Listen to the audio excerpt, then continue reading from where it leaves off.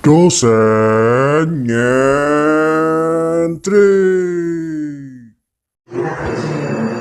Bismillahirrahmanirrahim. Assalamualaikum warahmatullahi wabarakatuh. Waalaikumsalam warahmatullahi wabarakatuh. Bisa ini LCD-nya ini. Bisa Pak, insyaallah.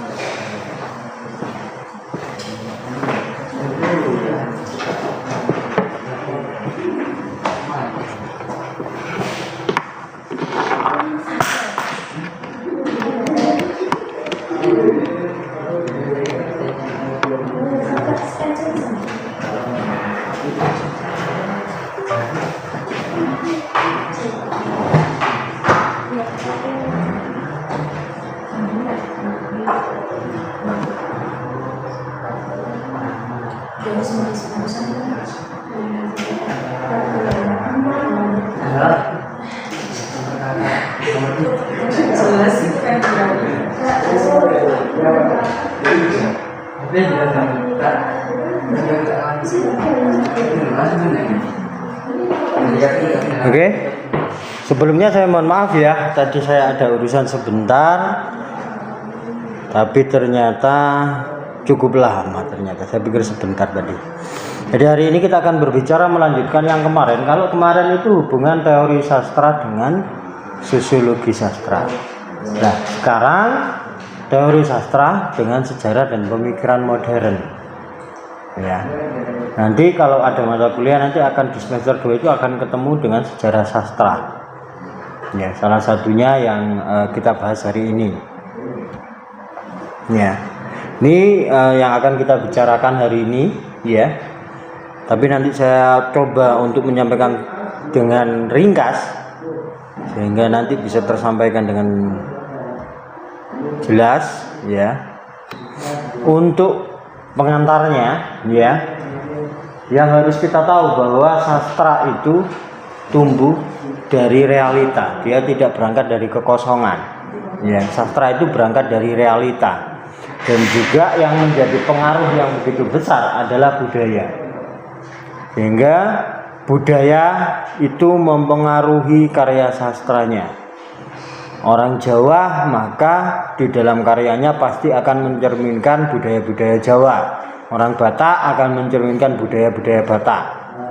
Jadi dengan membaca sastra, misalnya kalian ingin tahu budaya Batak, ya, maka kalian tinggal membaca karya sastra yang ditulis oleh orang Batak, maka kalian akan berkenalan, ya, dengan budaya Batak. Sesederhana itu.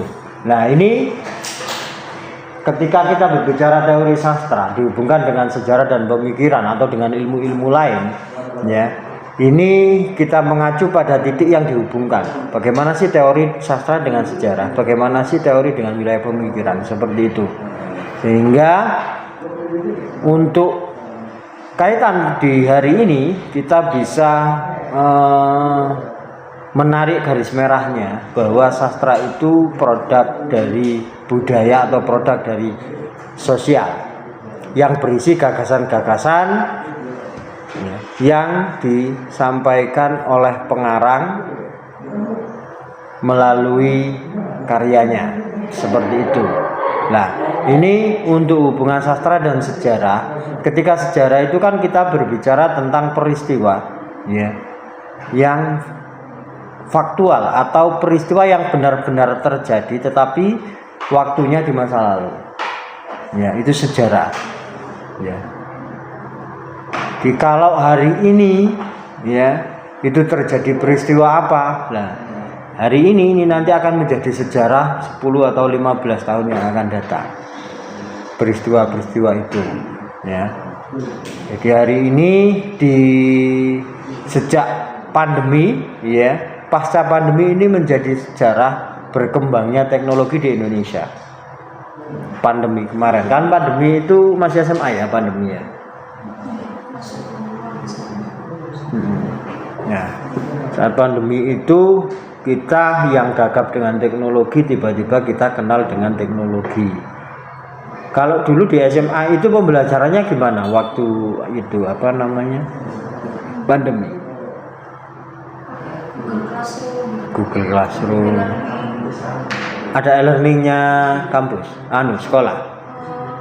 Kok seru kayaknya Pak, sama Zoom itu yang sering.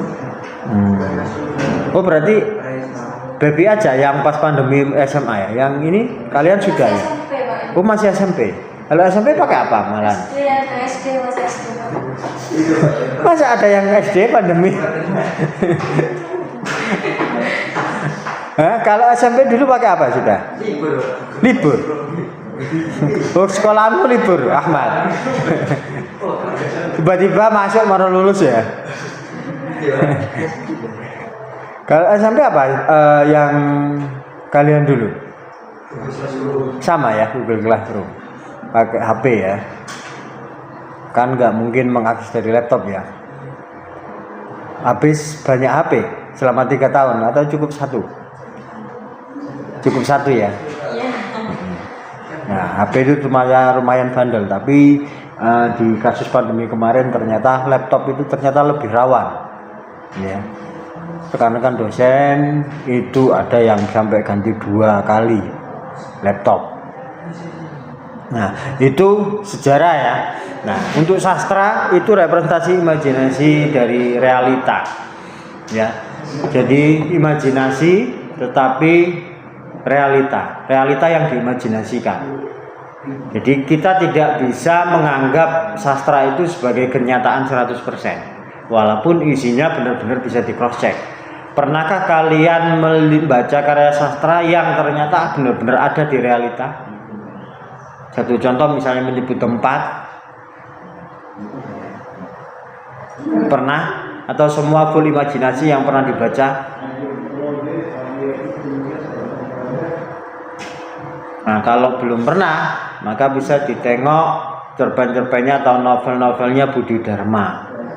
Ya, bener, itu imajinasinya full ya. Ada tokoh yang terjun bebas dari atas gedung bertingkat, tapi dia hidup lagi, kayak One Piece itu. Dia bisa hidup lagi. Seperti itu di karyanya Budi Dharma. Tetapi ketika seperti itu, ketika menyebut setting, ternyata ketika ditelusuri oleh penulis biografi Budi Dharma, tempat-tempat itu ada beneran di Surabaya. Ya. Yang disebut jalan apa, terus rumah nomor ini, ya, kemudian gedung ini, semua ada dan bisa ditemui. Tetapi ketika apakah cerita ini terjadi di Surabaya? Tentu tidak, karena itu imajinasi. Tapi setting-settingnya benar-benar menggambarkan realitas. Nah, untuk keduanya, apa sih bedanya antara sejarah dan sastra? Ya ini, keduanya sama-sama memotret kehidupan manusia. Nah, jadi kalau sastra itu sebagai refleksi sejarah, sastra sebagai kritik sosial, dan sastra sebagai dokumen kebudayaan. Nah, salah satu contoh untuk karya sejarah ini ya, kebetulan saya kok nggak nampak ya di slide saya contohnya ya. Oh mungkin di slide selanjutnya ya lah ini. Nah ini contoh karya sejarah. Ya. Ini yang pernah saya singgung di pertemuan-pertemuan sebelumnya, tetralogi Pulau Burung. Ya ini judulnya ini, Bumi Manusia, Anak Semua Bangsa, Jejak Langkah dan Rumah Kaca. Kalau kalian punya rezeki bisa dikoleksi satu-satu. Tapi kalau rezekinya banyak bisa satu paket lebih murah. Tapi murahnya masih 500.000. Saya ketemu kemarin Pak di bazar itu. Yang catatan Pulau Buru loh guys, perawan banget centralan kita. Oh itu catatan, berarti bentuknya isi. Kalau ini novel. Ini novel. Nah, kalian harus sering membaca sehingga bisa membedakan. Jangan sampai kalian nemu Pramudia Anantatur ini pasti novel atau cerpen. Ya, Pram juga menulis isi. Ya, Pram juga menulis catatan-catatan. Ya, Jalan Raya Dendles itu catatan, tapi bentuknya cerita. Nah, jadi kalian harus semakin banyak berkenalan, jalan-jalan di toko-toko bekas. Kalau buku-buku bekas, insya Allah dinego aja. Kalau beli buku bekas itu jangan misalnya ditawar 100, harga jualnya 120 terus kalian beli, jangan. Itu negotiable, kayak jualan di pasar gitu loh. Iya. Itu kan masih boleh ditawar. Tapi kalau di toko buku, bukunya masih baru, kalau nggak ada tulisan diskon ya jangan ditawar ke toko buku, malu nanti ya. Tapi kalau ke toko buku bekas, loa itu boleh, ya masih sah. Ya. Dulu saya paling seneng itu ketika main di Surabaya itu di Pasar Belauran dan pasar di Jalan Semarang. Itu tempat buku-buku bekas. Ya. Jadi di situ itu saya berlama-lama nggak pulang-pulang. Orang yang nunggu itu bingung, orang ini jadi beli apa enggak gitu ya. Karena saya membaca di situ mana sih? Karena bagi saya buku-buku semua itu bagus-bagus. Ya ingin dibeli semua kan uangnya nggak cukup. Sehingga di situ berlama-lama dibaca. Baru nanti yang paling disukai itu yang dibeli. Jadi ini kalau nanti kalian bisa mengoleksi ini satu persatu, karena kalau buku baru di toko buku baru ini di atas 100.000 biasanya. Iya. Ya, di atas 100.000. Dan upayakan jangan membeli buku bajakan, upayakan. Itu untuk menghargai penulisnya. Itu diupayakan. Lebih baik beli buku bekas tapi original. Ya, itu mengupayakan menghargai pengarangnya. Kalau bisa, tapi kalau tidak bisa ya gimana lagi. Pengen baca buku tapi uangnya nggak cukup, cukupnya beli bajakan ya. Tapi kalau bisa kan diupayakan. Nah, ini yang ngomong sejarah juga, ini karya Mara Rusli, Siti Nurbaya. Ini sempat ngetren di kalangan kehidupan sosial ya, sehingga zaman dulu di era ini kenapa sih ditulis sama Mara Rusli dulu itu marak dijodoh-jodohkan. Ya. Jadi dulu itu pernikahan ya perjodohan. Kalau sekarang kan sudah hampir nggak ada ya, walaupun ada tapi tidak menyeluruh. Kalau dulu itu menyeluruh. Yang namanya menikah itu pasti dijodohkan kalau dulu. Kalau sekarang ada yang bawa jodoh sendiri, gitu ya. Nah, kalau dulu itu pasti menikah itu dijodohkan. Pak nggak cinta, nah cinta itu tumbuhnya setelahnya. Kalau zaman modern itu kan awal-awal transisi itu banyak anak-anak itu marah-marah ketika dijodohkan. Seperti itu. Tapi ketika kita melihat realita di masyarakat, ya, ternyata orang-orang tua dulu yang nikahnya dijodohkan mereka awet-awet. Dan saat ini ya catatan perceraian itu lebih tinggi, ya. Dan ternyata jodoh yang mereka pilih sendiri. Kayak gitu. Makanya kalau di Jawa itu kan dilihat bibit, bobot dan bebetnya. Jadi kalau bibit, bobot, bebetnya jelas pasti dia orang baik. Ya. Jadi kayak gitu, kayaknya pilih-pilih gitu misalnya kayak gitu. Tapi orang dulu itu memilih itu enggak sekadarnya. Jadi dilihat bibit, bebet dan bobotnya. Itu kalau Jawa ya. Nah, kemudian yang pemikiran, sastra dan pemikiran. Nah, tadi kan sastra dengan sejarah, sekarang sastra dengan pemikiran. Kalau sastra itu memuat ide, gagasan dan nilai moral dan juga filosofis, ya. Sedangkan kalau wilayah pemikiran itu tempat refleksi kemanusiaan. Tapi di sastra itu juga menawarkan poin yang kedua ini, tempat refleksi kemanusiaan. Ya, jadi beririsan. Mengapa antara teori sastra dengan wilayah pemikiran itu keterkaitan? Karena ada irisan di situ. Ya. Kemudian yang hubungan yang ketiga menyuarakan kritik dan pandangan hidup. Nah, sastra itu seperti itu, pemikiran juga seperti itu. Jadi beririsan. Tapi kalau pemikiran saja kalau tidak masuk ke sastra, ya berarti dia hanya pemikiran atau gagasan. Nah, seperti kalau kalian suka main media sosial, pasti tahu Irwan Ferry, tahu ya. Nah, itu wilayah pemikiran dia. Ya, dia wilayah pemikiran. Karena apa? Dia nggak nulis sastra, gitu loh ya. Jadi dia gagasan-gagasan dia itu wilayah pemikiran. Nah, seperti itu. Ini yang perlu dibedakan. Tetapi kalau sastra itu pasti ada wilayah pemikiran juga di dalamnya. karena ada sublimitas realitas yang kawin dengan imajinasi di dalam pikiran pengarang kemudian dituliskan. Ya. Jadi lambat laun kalian harus mendekatkan diri pada karya-karya sastra. Hari ini atau minggu ini apa yang sedang dibaca? Minggu ini novel apa? Iya, yang kemarin mau sama anak-anak. Coba apa yang dibaca?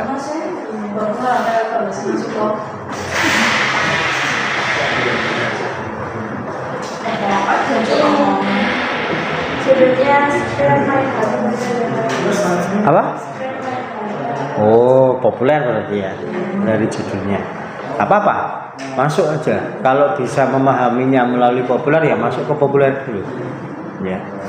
Karena yang penting cinta dulu, kenalan dulu, belum cinta, belum ngomong cinta ya, kenalan dulu. Jadi apa yang kamu sukai, apa yang bisa membuat kamu bertahan membaca, itu lakukan.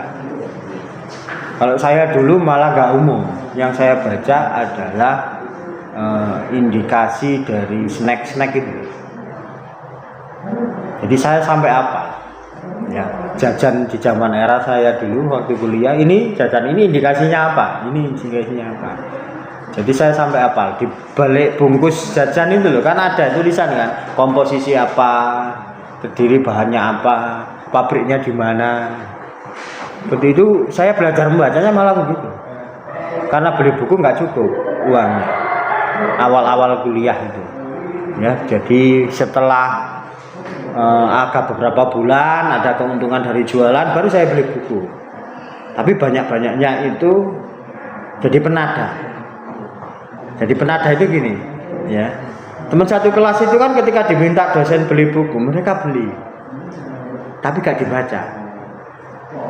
Yang penting nanti ketika ditanya mana bukunya, ini Pak bukunya. Tapi nggak pernah dibaca. Dan saya jadi penada. Ya. Besok kamu ada agenda baca buku ini enggak? Buku untuk ini enggak ada, tak pinjem ya, pinjem. Jadi aku yang membaca, mereka yang membeli.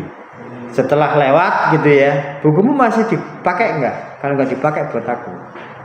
Ya, akhirnya dapat. Jadi itu maksudnya saya jadi penada. Jadi teman-teman itu suka membeli, enggak suka membaca. Saya enggak bisa beli tapi suka membaca. Jadi saya jadi penada buku-bukunya itu. Jadi saya ingat-ingat dulu itu kuliah S1 itu penuh perjuangan. Kuliah S2 juga penuh perjuangan dan kuliah S3 ini penuh kenikmatan karena dapat beasiswa. Seperti itu. Ya. Dan untuk contoh wilayah pemikiran ketika kita masuk ke karya sastra atau sastrawan, saat ini fotonya Khairil Anwar ya. Kalau Khairil Anwar ini pemikirannya eksistensialisme dan perlawanan. Dia selalu menunjukkan itu. Makanya dari generasi sebelumnya itu belum ada yang menggunakan bahasa-bahasa keseharian. Bahasa-bahasa Melayu lama zaman dulu itu sulit-sulit. Nah, orang ini yang mempelopori bahwa karya sastra itu harus menggunakan bahasa sehari-hari. Khairil Anwar. Hingga itu banyak dicemooh. Sastra itu bahasanya harus bagus, harus tinggi. Nah, Khairil Anwar melawan itu. Dan perlawanan itu bahasanya kan dalam bahasa sehari-hari. Jadi dia nulis puisi, kemana-mana puisinya itu dibacakan. Ya, dia kurus kering, petakilan kayak gitu ya. Tapi di usia muda dia meninggal. Ya. Itu yang menunjukkan bahwa dia menawarkan diri eksistensialisme dan perlawanan. Jadi di situ itu menarik. Jadi kalau membacanya, membaca karakternya Khairil Anwar itu seperti itu. Kemudian George Orwell, kritik politik totalitarian. Jadi ngomong banyak. George Orwell itu banyak berbicara soal politik, ya. Tetapi dia seorang sastrawan, karena dia juga politikus, seperti itu. Nah kemudian Franz Kafka, ya, ini karyanya Kafka ini benar-benar absurd ya. Bahkan di teaternya itu juga absurd Kafka, ya. Absurd itu tahu absurd? Kalian tahu absurd ya? Gak masuk akal, sulit dipahami, absurd. seperti itu ya. Jadi karyanya seperti itu. Jadi gelap. Nah, di Jawa Timur ada yang kelompok di persatuannya di UNER itu, ya, itu kelompok puisi gelap, menyebut mereka sebagai tulisannya puisi gelap. Komunitas luar pagar. Kenapa namanya seperti itu? Karena mereka berkumpulnya di luar pagarnya UNER, di warung kopi, sehingga namanya disebut komunitas luar pagar. Tapi kalau orang mendengar itu kan kayak estetis gitu kan. Padahal realitanya memang mereka kumpulnya di luar pagar. Ya. Teater tiang itu juga seperti itu. Ya. Teater tiang, kenapa? Karena mereka latihannya di bawah tiang bendera. Disebutlah teater tiang. Dulu kalau komunitas saya di Surabaya, komunitas Rabu Sore. Ya. Kenapa? Sebenarnya realitanya ya karena kita ketemunya setiap hari Rabu sore. Tapi ketika itu dilihat atau dibaca oleh orang, terlihat estetis. Begitulah kekuatannya sastra. Ya. Nah, ini kemudian ini untuk teori saya, sastra untuk membangun peradaban. Ya, karena saya melihat semakin hari ini peradaban kita ini semakin tergerus. Jadi budaya kita semakin tergerus, mentalitas kita semakin tergerus. Ya. Modernitas itu kan membawa dampak itu. Ya. Sehingga dulu saya waktu ujian rancangan teori ini, saya dihabiskan oleh dosen saya. Ya. Beliau juga seorang penyair. Ya. Beliau juga dosen sehingga ditentang. Ya. Penentangannya itu begini. Wong ceramahnya seorang kiai saja sulit mengubah seseorang. Apalagi puisi, apalagi sastra, seperti itu. Jadi saat itu saya tidak bisa menjawab, saya hanya diam dan terus mencari. Sampai akhirnya ketika proses riset dan saya ketemulah di situ jawabannya bahwa sastra itu wilayah kesadaran. Nah, kalau dux et utile, ya, menghibur dan bermanfaat.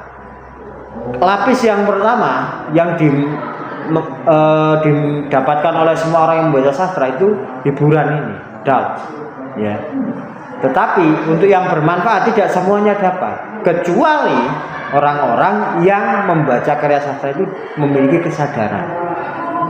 Nah, maka akan menghasilkan kesadaran baru, dan kesadaran baru setelah membaca karya sastra itu yang akan membentuk peradaban. Nah, itu akhirnya memperkuat fondasi teori saya, sastra sebagai fondasi untuk membangun peradaban baru. Jadi seperti itu. Nanti di semester 5 baru ada spesifikasi tugas kelompok untuk mempresentasikan teori saya. Semester 5 nanti di sosiologi sastra. Oke, selanjutnya posisi interdisipliner, ya. Posisi interdisiplinnya ini di sini, ya. Yang pertama mengintegrasikan antara sejarah dan pemikiran. Menghubungkan, ya, mengintegrasikan itu menghubungkan antara sejarah dan pemikiran. Sehingga apa? Akan memperkaya interpretasi. Sehingga orang yang membaca sastra itu tidak hanya membaca konteks sosial intelektual. Ya, intelektual itu orang membacakan intelektual, kan? Ya. Kemudian konteks sosial itu yang ditawarkan dari yang dibaca. Jadi sosial intelektual. Jadi yang didapat nggak hanya itu, tetapi dapat estetika. Orang yang suka membaca mau tidak mau bahasanya dia akan lebih baik. Bahasanya akan lebih tertata. Orang yang suka membaca. Karena apa? Karena tercemar oleh kata-kata yang dia baca. Jadi kan menyimpan. Sama anak kecil itu loh. Kalau di lingkungannya, ya, itu sering mendengar kata-kata kotor, maka anak kecil ini akan mengucapkan kata-kata kotor itu.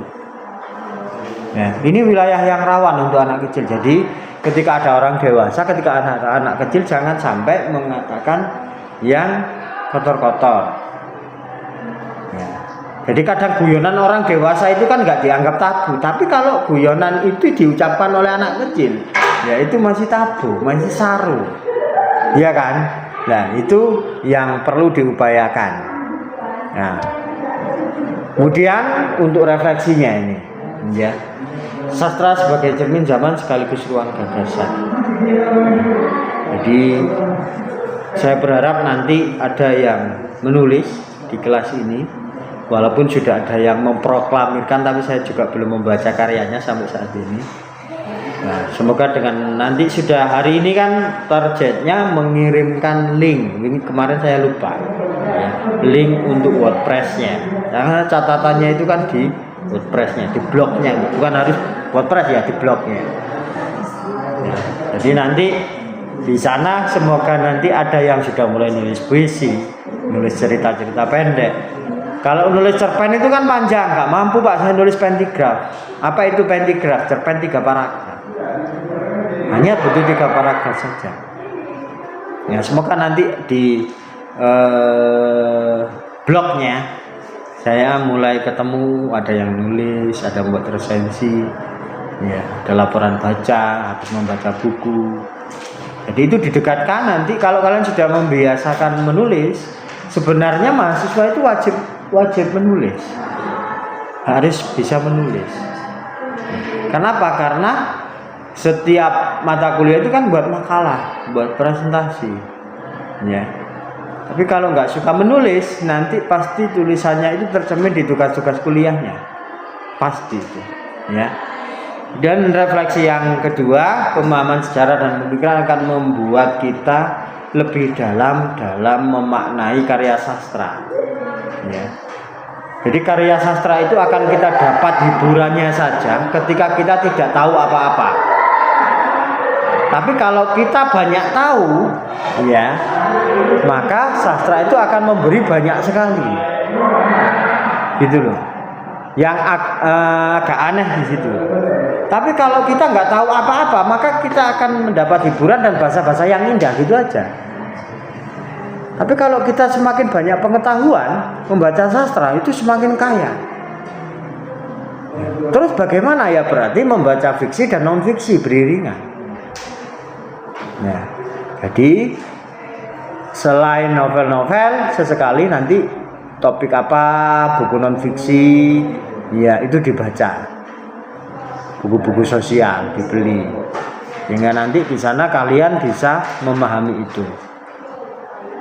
Jadi itu yang bisa saya sampaikan dengan ringkas, tidak begitu banyak penjabaran karena tadi saya datangnya telat, takut nanti mengganggu jam setelahnya, ya. Jadi refleksinya itu jadi hubungan antara teori sastra dengan sejarah dan pemikiran, irisan-irisannya seperti itu, ya. Ada yang ditanyakan silakan.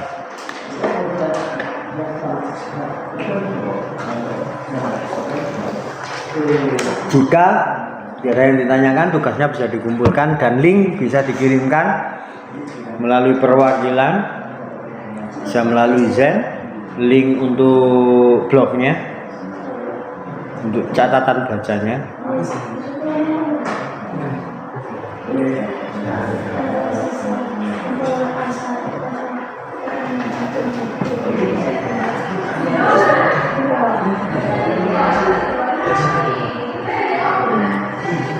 Medium nggak apa-apa, Pak? Medium nggak apa-apa. Nggak apa-apa, yang penting kan saya bisa klik.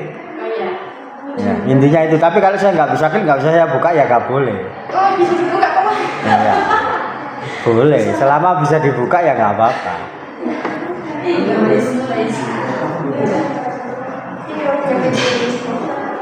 Yang cowok-cowok belum buat, segera menyusul, ya. Jadi minggu ini 2, filsafat ilmu sama teori sastra, itu catatannya di blog, ya.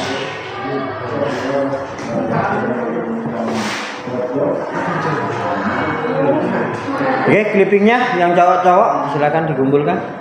Kalau yang cewek-cewek kemarin rapi ya, cuman untuk analisisnya masih saya anggap masih kurang. Ya.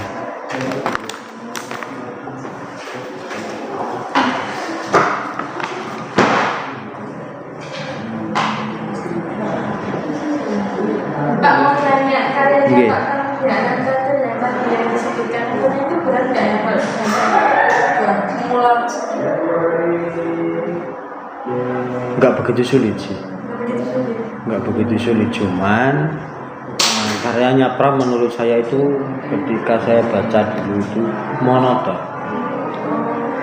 banyak monotonnya. Tapi ketika sudah mulai ada konflik itu menarik.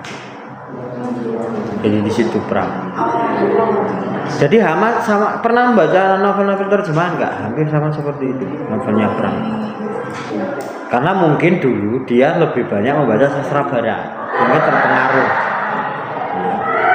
Jadi kalau kita membaca novelnya Ernest Hemingway yang versi terjemahan, itu saya sangat bosan di awal itu. Tapi karena ini sastrawan pusat, saya harus bertahan. Jadi membaca gitu. Bahkan kalau nggak bertahan ya saya tutup, nanti kalau saya punya semangat lagi saya baca lagi. Ya. Lelaki Tua dan Laut karyanya Ernest Hemingway saya baca lama sekali karena saya bosan membacanya. Kok gak menarik ya gitu. Jadi kayak gitu. Kalau bahasanya sih nggak susah, tapi membosankan. Nah karena dulu itu saya melihat Pram ini beberapa kali itu kan disebut dosen bahwa dia tokoh hebat, orang hebat, sastrawan hebat, harus membacakan ini. Kok gini ya? Jadi karena nama besar yang dibawa Pram itu saya harus bertahan untuk membacanya. Tapi nanti kalau sudah ketemu teknya lah, alurnya sudah ketemu, nah itu nagih sampai selesai. Karena bahasanya nggak ada yang sulit kalau menurut saya. Ya. Nah ini ada anak UIN 1 Tulungagung, anak UNIM kapan? Khususnya kelas ini ada di koran ini tulisannya. Ini anak UIN loh, ya UIN Tulungagung. Kapan anak UNIM khususnya kelas ini ada tulisannya di koran? Puisinya sederhana ini, bisa masuk. Ya, tapi ini radar mana ini, Mas? Jawa Posnya? Apa Jawa Pos? Kamu beli Jawa Pos yang kalau di Mojokerto kan belakangnya itu ada radar Mojokerto sama radar Jombang. Radar Jombang. Nah, itu berarti kan harus ditulis ini radar Jombang. Begitu. Ini kan nggak ada keterangan. Karena untuk kelasnya Jawa Pos yang halaman utama nggak seperti ini. Nggak gampang seperti ini. Yang lolos ke sini jelas estetikanya di Jawa Pos itu bagus-bagus. Estetikanya sudah kuat. Ya ini pasti di radar-radar ini. Ya, jadi media-media untuk belajar karena walaupun nggak ada honor, tapi kan kalian pasti akan bisa membayangkan waduh tulisan di koran betapa senangnya. Itu sudah apresiasi yang besar.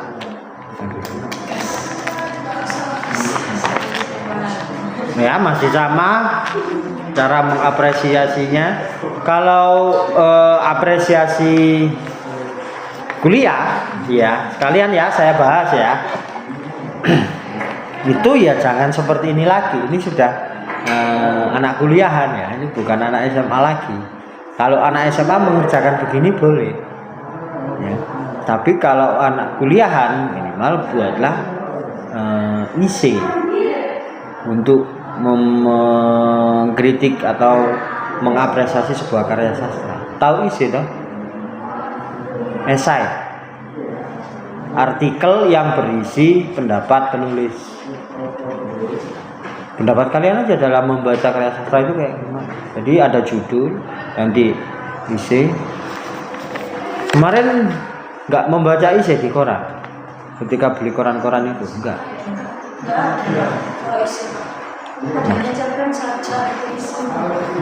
Masa sih? Ada yang bawa koran nggak? Enggak. Kalau ada coba saya tunjukkan isi itu bentuknya seperti apa. Coba saya cek dulu ya. Coba di bawah sini Mas.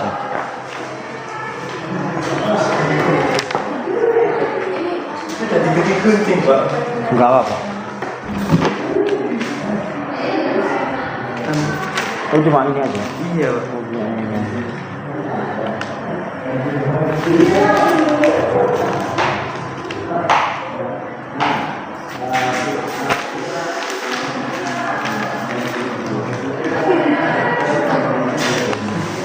Ini lo isi. Kebetulan ini ditulis oleh Sujiwo Tejo. Tahu Sujiwo Tejo kan?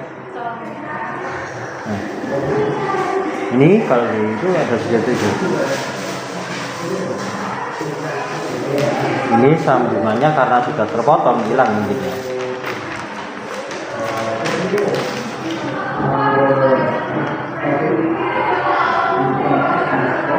Nah, mungkin sudah hilang atau di halaman yang lainnya. Nah, seperti ini. Ini isi. Tulisannya Sujiwo Tejo. Ya, maka nanti butuh sambungan yang lain ya untuk satu yang ini. Jadi nggak ada yang sulit. Isi itu bahasa, ya wis, bahasa sehari-hari. Bahkan kalau isinya orang sastra itu malah nyumantang, nggak kaku. Ya. Kalau isinya dosen mungkin lebih kaku. Kalau isinya orang sastra ya kayak bahasa sehari-hari. Tapi bahasa sehari-harinya sastrawan gitu. Jadi ada diksi-diksi yang kadang kita nggak tahu.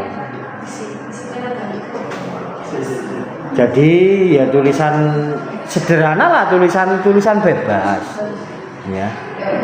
Kalau nanti berkesempatan, ada yang orang tuanya berlangganan koran di sini, ada nggak? Nggak ada. Sekarang sudah jarang Pak koran itu Pak.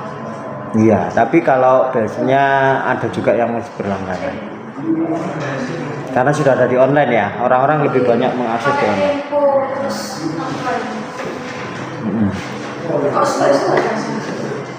Jadi gitu ya, biar mulai cari coba. Oh ya, yang belajar membaca isi yang santai itu kayak isi-isinya Cak Nun, isinya Gus Dur. Jadi kumpulan isi. Beli coba nanti atau kalau belum ada uang masuk ke perpustakaan, setelah ini lihat buku kumpulan isi. Ya isinya Gus Dur, atau kadang isi itu ada yang dinamai celoteh, ada yang disebut catatan. Itu pasti bentuknya isi.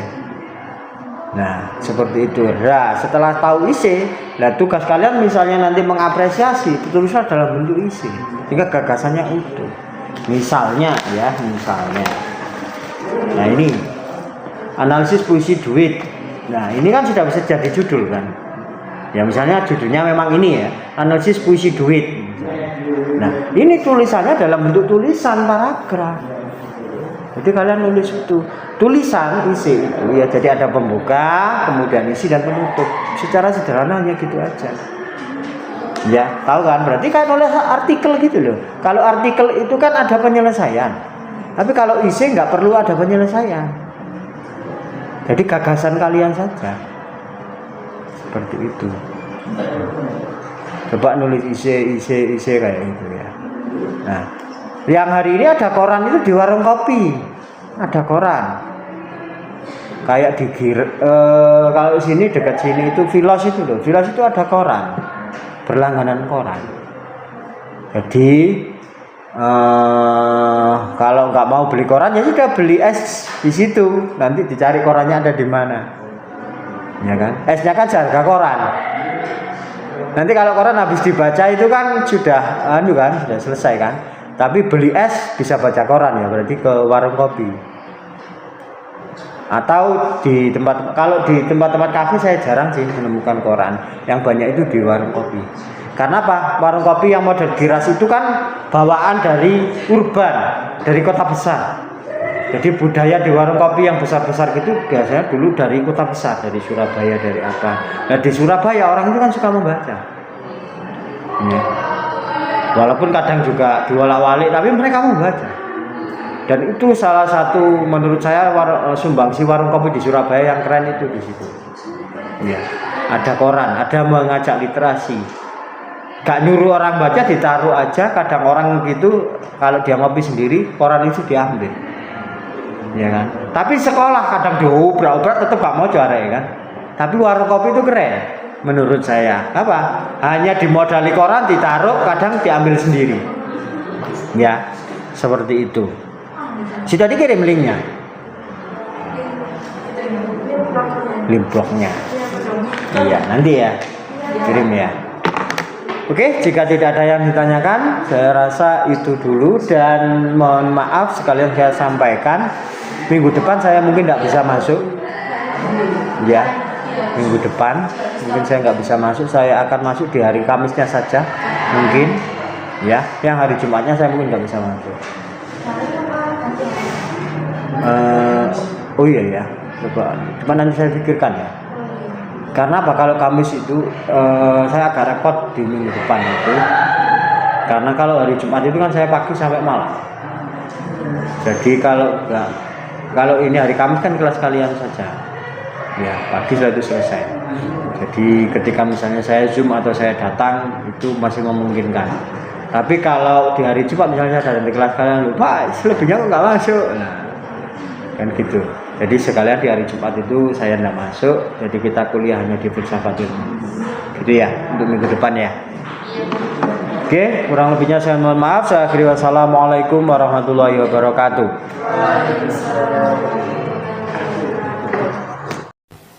Jangan lupa subscribe.